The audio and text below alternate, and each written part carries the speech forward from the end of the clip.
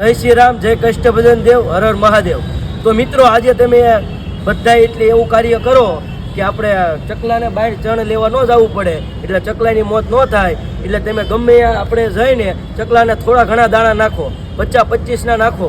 આજનો જે કાર્ય કરો એટલે ચકલા બહાર ન જાય અને ચકલાની મોત ન થાય। અમે પણ આજે વિયાયા છીએ, આપણે અમરોલી 4 રસ્તે રહ્યા અહીંયા ધાબા ઉપર આપણે અહીંયા ચણ નાખી દેવી છીએ એટલે ચકલાની મોત ન થાય।